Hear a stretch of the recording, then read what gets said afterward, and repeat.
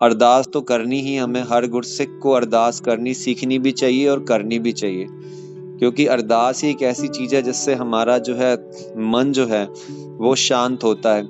कि बहुत सारी टेंशन लाइफ में ऊपर नीचे सबकी जिंदगी में कुछ ना कुछ चिंताएं फिक्र होती हैं, तो वो चीजें जो हैं अरदास के बाद, अरदास करने से पहले आप नेम कर लो या अरदास के बाद भी आप नेम करते रहो। अपना नेम अपना मत छोड़ो, नेम के साथ जुड़े रहो। तो गुरु साहब को ये पता होता है, गुरु साहब के आगे आप अरदास ये करो कि गुरु साहब जी मेरे लिए क्या ठीक है क्या नहीं ठीक है, ये आपको पता है, ये आप डिसाइड करो मेरे लिए, मैं नहीं डिसाइड कर सकता।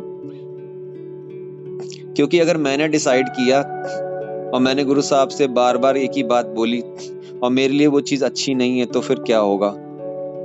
लेकिन ये है कि गुरु साहब कभी कभी त्रुट के उन चीजों को भी देते हैं कि जो चीजें हमारी लाइफ में नहीं होती। जैसे कि गुरु हरगोबिंद साहब महाराज के टाइम पे की बात है, जब उनके पास एक बीबी जी आती हैं, तो माता सुलखनी जी, तो आके अरदास करती हैं कि उनके आगे कि गुरु साहब का दरबार लगा हुआ होता है कि दर्शन करने के लिए जब अंदर जाती हैं उनके आगे मत्था टेक के अरदास की करते हैं कि गुरु साहब जी मेरे यहाँ पे कोई औलाद नहीं है, आज 5-6 साल हो गए हैं, तो मैं चाहती हूँ कि मेरे घर पे औलाद हो।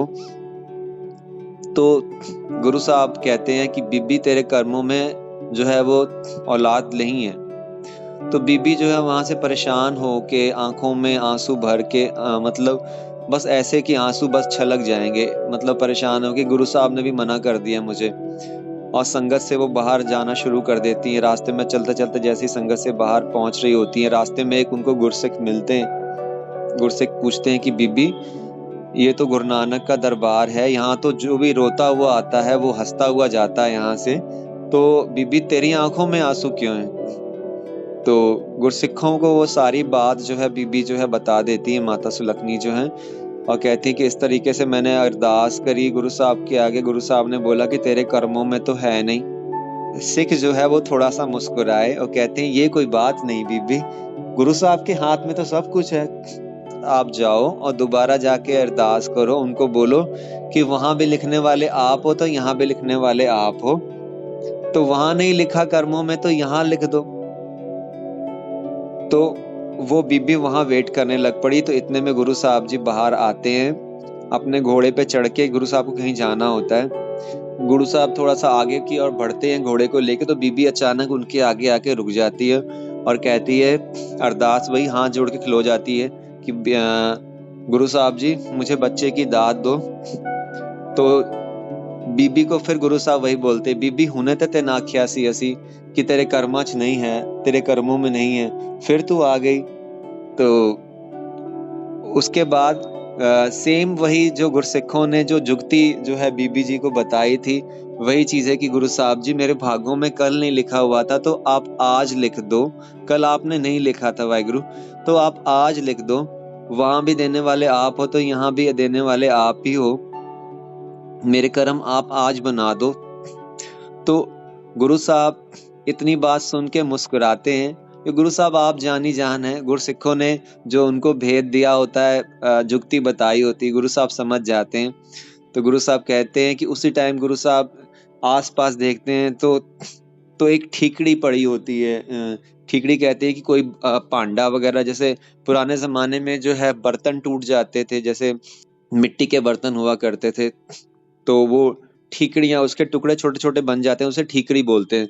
तो गुरु साहब ने गुरसिख को हुक्म दिया कि साथ में सिख खड़े थे कि वो ठीकड़ी मुझे पकड़ाओ। तो उन्होंने ठीकड़ी पकड़ाई, दो ठीकड़ियां पकड़ाई गुरु साहब के हाथ में। तो गुरु साहब ने एक ठीकड़ी लेके उसके ऊपर दूसरी ठीकड़ी से लिखना शुरू किया। जैसे गुरु साहब ने एका पाया तो घोड़े का पैर थोड़ा सा हिला, और हिला तो गुरु साहब का हाथ भी हिला। ये गुरु साहब की खेड़ थी, क्योंकि हुक्म के अंदर ही सब कुछ है। तो मतलब गुरु साहब अपने प्यारेयों पे इतना त्रुट जाते हैं कि एका जहां बनना था वहां सत्ता बन, कि ऊपर वाला देता है तो छप्पड़ फाड़ के देता है। तो गुरु साहब इतने त्रुट गए बीबी पे कि जहां पे एक बनना था वहां 7 बना।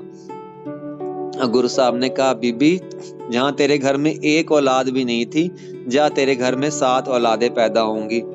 आज भी जो है पंजाब में एक ऐसी जगह है वाहिगुरु, जहां पे उनका वंश चला आ रहा है, उन बीबी का।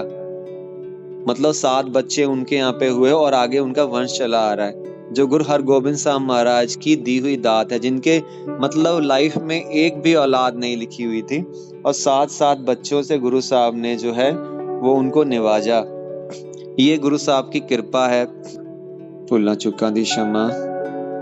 वाहिगुरु जी का खालसा, वाहिगुरु जी की फतेह।